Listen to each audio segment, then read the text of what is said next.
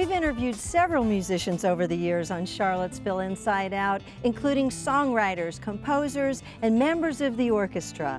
I've learned to play a few notes on the trumpet, I've banged around a bit on the drums, and today I'm hoping to learn a whole new instrument. Join us as we visit with Chapman stick master Greg Howard. Come on.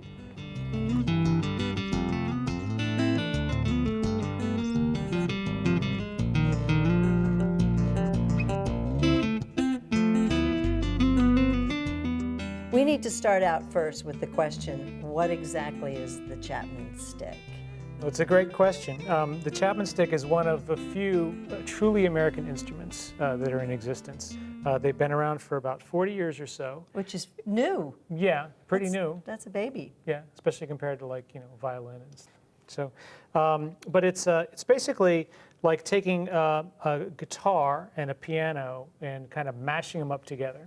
So the guy who invented it, Emmett Chapman, was a guitar player, and he had a guitar that was a longer guitar, and he'd added all these strings to it. And one day he discovered that he could play his guitar just by tapping on the strings with both hands. And so he freaked out, and he took the body off the guitar and threw away all of his years of guitar training and started to play this instrument, which he called it the electric stick, after he had taken, slimmed it down to basically what you see here, although back then it only had 10 strings. And it works like a piano in that you just use your fingers and your hands to play the notes. You don't have to strum it or pluck it. I mean, you can, but you don't have to do that if you want to play it. But it also works like the guitar in that you've got all that expression that guitar players get, and which keyboardists, I was a keyboardist, we've always been jealous. We're like, oh man, I wish I could do that. Yeah, so yeah, we want to get that expression, we want to get that energy, and so what the stick does is it brings that expression and then adds the orchestration of keyboard, where you can play more than one part at a time. Right. So you get all this incredible musical power and also all of the intimate connection with the instrument. Talk to us sort of about the differences in the parallel between improvisation and composition as it relates to this instrument. Well, I was really into improvisation since way back. My dad was a jazz trumpet player, and I used to listen to him when I was a little kid. And when I started playing the stick, one thing I noticed right away is that you have this real immediate connection. Your hands are right there in front of you, like it's so close to you, and it's really a part of you. And so when you're improvising, you're putting ideas out there on the spur of the moment. So you might just be sitting there playing this chord, and you might think, oh, I want to play something really fast. Or you might want to play something really lyrical and really slow. Or something really kind of abstract. There's all kinds of different ways that you can go with it. And because your fingers are right there, it's just much more immediate than on any other instrument I've ever played. And it's a really fun instrument to write music on, too, because you do get to write accompaniment and melody at the same time, like a piano player does. Yeah. But the cool thing about that is that it sounds like, in the left hand here, it sounds like a bass and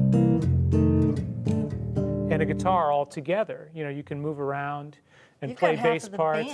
You have the band right here in your left hand, and then your right hand can be the soloist. Yeah. Well, and speaking of bands, let's talk about some of the different people with whom you've worked over the years. Oh, gosh. And we're in Charlottesville, too. We're in Charlottesville, and the first person that I really met when I started playing the stick on the scene here was John Dirth, and he and I have been friends ever since.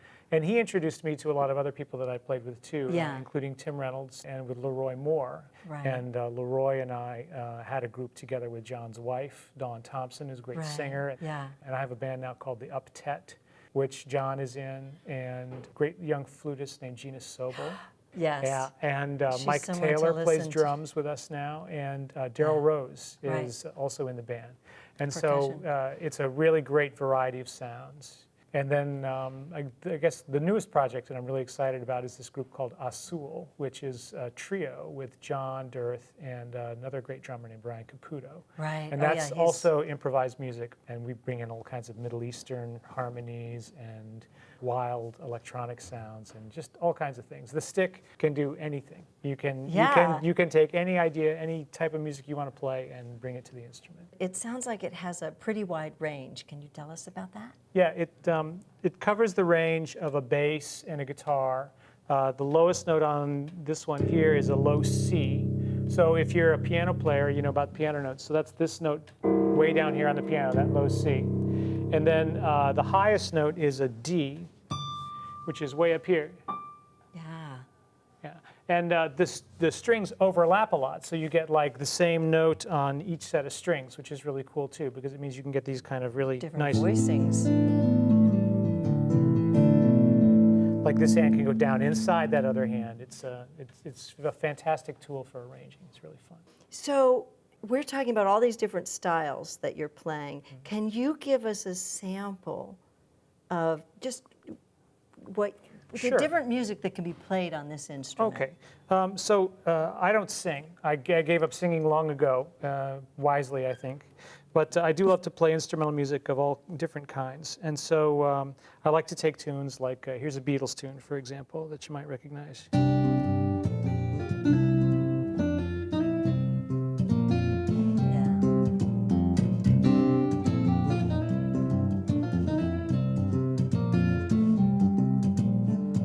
Or like a jazz standard, like a Miles Davis tune.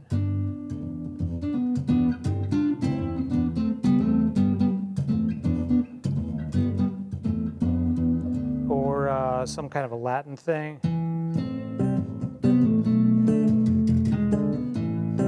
That's great. Or even classical music.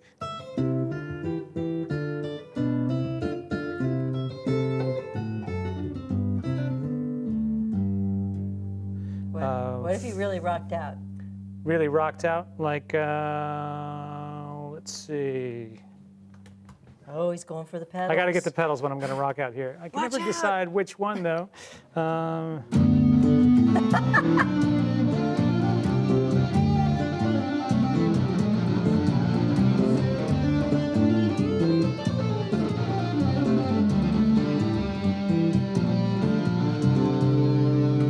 Is that what you had in mind? That's wild. Or a little funkier kind of thing? Oh, yeah. Oh, yeah.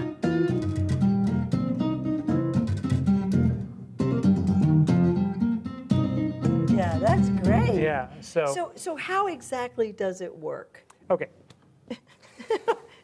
Well, I've never told anybody this before, Terry, but I'll tell you. Okay. Basically, the strings are really close to the frets. Yeah. And they're really kind of loose compared to a guitar, okay? So it doesn't take a lot of energy, and all you do is you tap on the string, and the string hits the fret, and it vibrates between wherever your note is that you're playing and the bridge down here, okay? And each fret is a half step, you know, chromatic music like that, okay? And the two sets of strings are tuned a little differently. This one's fifths going this way, kind of like a backwards cello.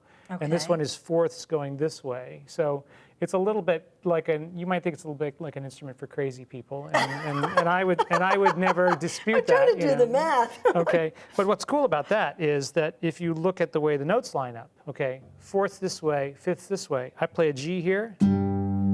I play one string this way and one fret down that way. I've got a B in both sets of strings. But in one case, I'm going down to the B, in the other case, I'm going up to the B. So there's like this geometric relationship between those two tunings. And the thing is that it's very dynamic because the strings are so light. So I can play like super quiet stuff. You know?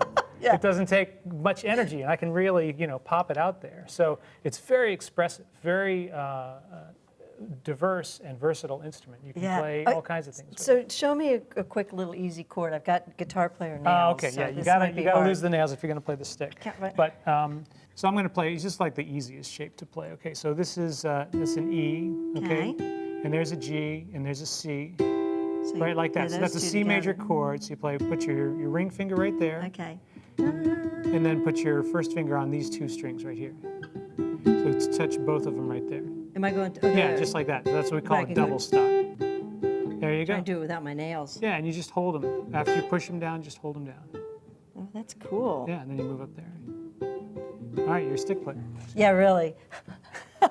So, but for those folks who aren't as quick a study as me, you teach. You I do. teach all over the world. Yeah, there's not too many people who teach the instrument. I mean, there's more all the time. When I started playing, the only thing you could do is get Emmett's book and just sit there and learn with the book. So people come up to me all the time. They say, "How do you learn to play that thing?" And I say, "Well, it comes with a book." You know?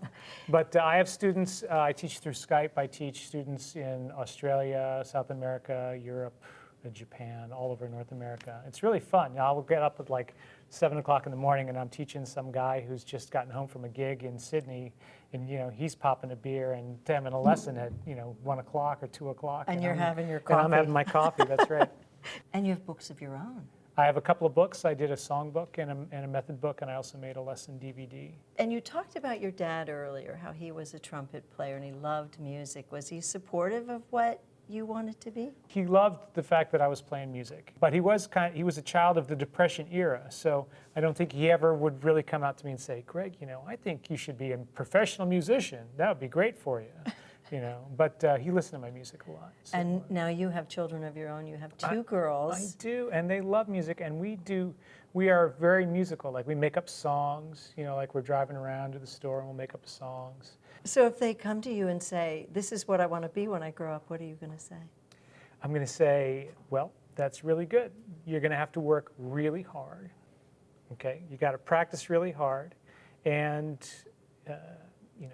never turn down an invitation. I think that's the way I look at it these days, is that when people come up to you and say, "I'd really love it if you would come and play at, my such and such a thing," I just say, "Well, thanks. I'm going to be there. I'll do it." And find an instrument that's fairly unique. Yeah, or at least one that you can learn how to play. I started out as a pianist, and I saw these are great piano players out there. There's a million of them. I'm never going to be one of those guys. Nobody knows what the stick's supposed to sound like. Oh, we do now. Yeah, well, thank you. Thank you very much, Greg. All right.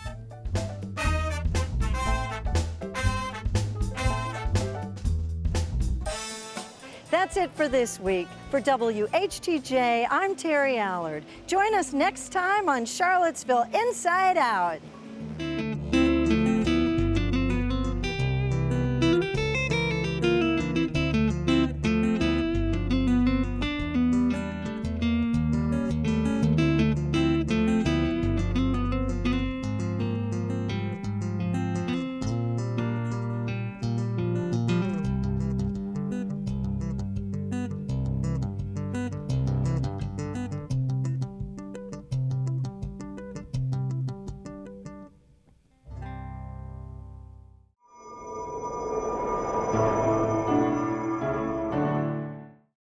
This presentation was made possible thanks in part to the patrons of Charlottesville Inside Out, committed to exploring the people, places, and quality of life that uniquely define Charlottesville and its surroundings.